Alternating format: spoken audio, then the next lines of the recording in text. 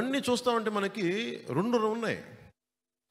Janasena TDP వస్తే మీకు ఈ పథకాలు ఆపేస్తారని ఉంది.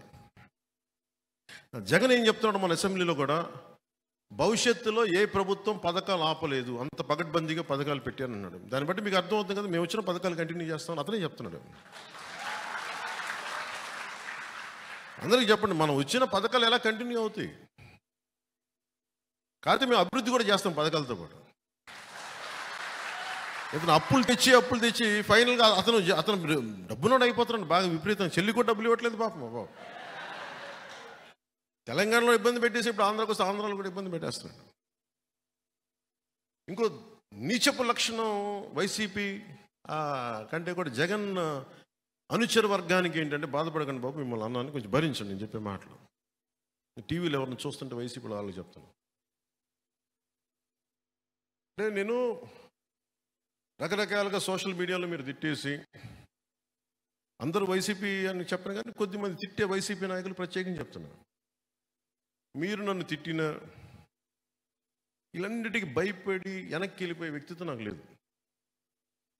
One man's courage makes a majority అంటాం. ఒక్కడికి ధైర్యం ఉంటే లక్షలాది మందికి వెన్నెముక నిటారుగా నిల్చుంటాం.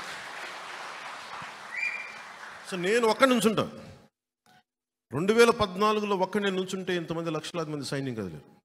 ఒక్కడు నుంచొని పార్టీ ఓడిపోయినా నిలబడితేనే పాపం కష్టాల్లో ఉన్న తెలుగుదేశం పార్టీకి ఓడిపోయిన మనం చెయ్యి అందించి పైకి లాగి.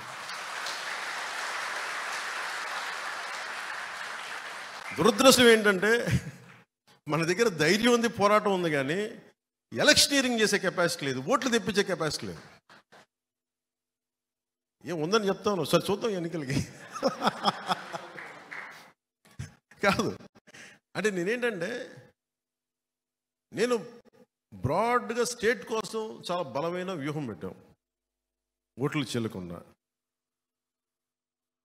నాయకులుగా పోటీ చేయటం వేరు, గెలవడం వేరు. నేను గెలవడం అనేది ఈసారి ప్రమాణంగా తీసుకున్నాను. 18 లక్షల ఓట్లు వచ్చినాయి, మన తక్కువ ఓట్లు కాదు. 2009లో మనకి 18 సీట్లు వచ్చి ఉమ్మడి రాష్ట్రంలో 18% ఓట్లు వచ్చి ఉమ్మడి రాష్ట్రంలో పార్టీ నిలబెట్టుకోలేకపోయాం ఆ రోజున. నేను 2 చోట్ల ఓడిపోయి, ఉన్న ఎమ్మెల్యే పారిపోయి, మరి 10 సంవత్సరాలు పార్టీ నిలబెట్టుకున్నాం.